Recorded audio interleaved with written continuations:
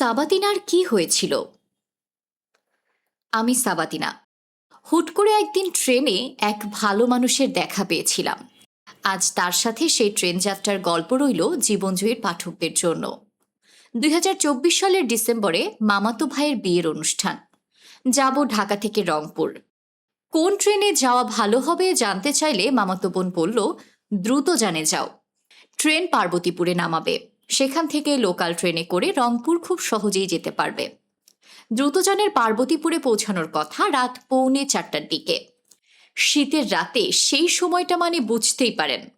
বোন আশ্বস্ত করে বলল, ট্রেন তো লেট করেই যায়, তোমাকে সকাল 7টার আগে নামাবে না, আমি শিওর। ওর কথায় বিশ্বাস করে টিকিট কেটে ফেললাম।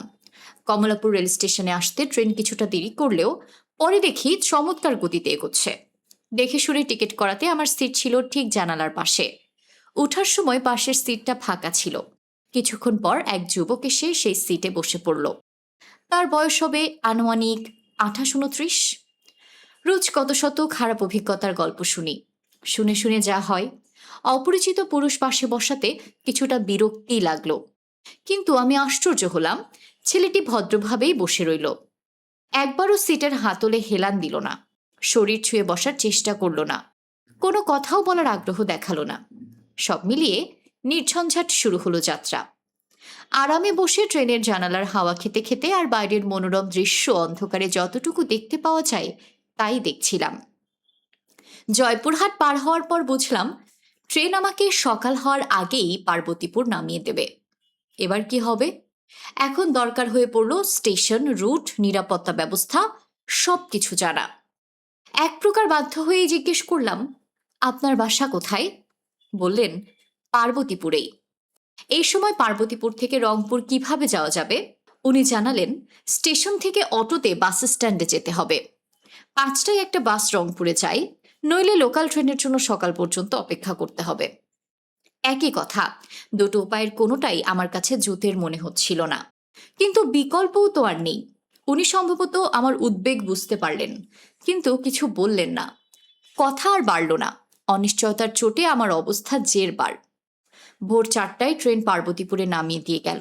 চারপাশে অন্ধকার, মফস্বলী স্টেশন, মানুষের আনাগোনা কম। হঠাৎ দেখি তরুণটি আমার পাশে দাঁড়িয়ে। বললেন, বাসে যাওয়ার চেয়ে স্টেশনে অপেক্ষা করে ভোর হলে লোকাল ট্রেনে যান, আমি ট্রেনের সময় কখন খোঁজ নিচ্ছি। আমি বেশ দ্বিধায় ছিলাম, চিনি না, জানি না, কিভাবে ভরসা করি। উনিও সেটা বুঝলেন।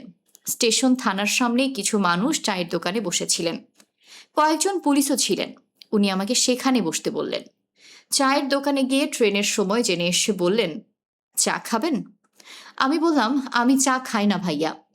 উনি হেসে নিজের জন্য চা নিয়ে বসলেন। বললেন, 6টার দিকে ট্রেন আসবে। এরপর টুকটাক গল্প শুরু হলো আমাদের। বললেন, বাবা অসুস্থ, ইন্ডিয়া নিয়ে যেতে হয়েছিল, বাসায় মা আর ছোট বোন। আমাকে জিজ্ঞেস করলেন, কোথায় পড়াশোনা করেন? বললাম, ঢাকা বিশ্ববিদ্যালয়ে। উনি জানালেন, IUBAT থেকে BBA শেষ করে এখন চাকরি করছেন। এই দেখেন, পিচ্ছি একটা রুপি। হাতের দিকে তাকিয়ে দেখি একটি ভারতীয় রুপির কয়েন। হেসে কয়েনটা দেখার জন্য হাতে নিলাম। তিনি বললেন, এটা আপনি রাখেন। বললাম, না না ধন্যবাদ, সুন্দর, কিন্তু কয়েনটা নিব না। আর রাখেন, কয়েনটা দেখলেই আজকের কথা মনে হবে। এই যে এক রাত বিরাতে স্টেশনে বসেছিলেন পেঁচার মতো। আমার পার্সে একটা 10 রুপির নোট ছিল। ওনাকে দিয়ে বললাম, আপনি তাহলে এটা রাখুন। অপরিচিত একটা মেয়েকে এমন দুঃসময়ে সাহায্য করেছেন, এইটা তার টোকেন। না না, এটা তো বড় নোট, কেমনে রাখি? আমি একটু জোর করাই, তখন বললেন, একটা শর্তে রাখবো। আমার কাছে ওমানের 100 টাকার একটা নোট আছে, আপনি তাহলে সেটা নেন। উনি মানিব্যাগ থেকে একটা আরবি লেখা নোট বের করলেন। আমি সাধারণত কারো কাছ থেকে কিছু নিই না, কিন্তু সেদিন নিলাম। আমাদের গল্প এগোতে থাকে আপন তালে। ওনার পরিবারের কথাই বেশি বলছিলেন। জানালেন শীঘ্রই বাইরে চলে যাবেন, সব গুছিয়ে নিচ্ছেন। অবশেষে ভোর 5টায় ট্রেন এলো। তখনও চারিদিকে অন্ধকার। উনি বললেন, লোকাল ট্রেনের ভিতরে লাইট নাই, এখন উঠবেন না, আর একটু পর ওঠেন। 5:30টায় ট্রেনে উঠলাম। উনি উঠলেন, বগি থেকে বগি ঘুরে দেখলেন পুরো ট্রেনটাই প্রায় ফাঁকা। একটা বগিতে 2জন মহিলা খুঁজে বের করলেন। আমার লাগেজ র্যাকে রেখে বললেন, মহিলা দুজনের পাশে বসেন। আরেকটু পরেই আলো ফুটে যাবে, সমস্যা হবে না। আমি বসলাম। ট্রেন ছাড়ার আগ পর্যন্ত উনি সামনের সিটেই বসে থাকলেন। 6টা বাজলো, ট্রেন ছাড়বে। এবার তিনি ট্রেন থেকে নেমে গেলেন। ট্রেন চলতে শুরু করেছে। তিনি স্মিত হেসে হাত নেড়ে বিদায় দিলেন। আমিও হাত নেড়ে টাটা দিয়ে বিদায় জানালাম। আমার মনে এক অদ্ভুত ভালো লাগা কাজ করলো। এই মানুষটা আমার নামও জানেন না। একবার মনে হয়েছিল হয়তো যাওয়ার আগে কন্ট্যাক্ট নাম্বার চাইবেন, কিন্তু না, আমার নামটা পর্যন্ত তিনি জিজ্ঞেস করলেন না। শীতের রাতে ভোর 4টা থেকে 6টা পর্যন্ত শুধুমাত্র একজন অপরিচিত মেয়েকে নিরাপত্তা দেওয়ার জন্য স্টেশনে বসেছিলেন, কোনো প্রত্যাশা ছাড়া। নিছক মানবিক দায়বদ্ধতা থেকে আমার নিরাপত্তা নিশ্চিত করেছেন।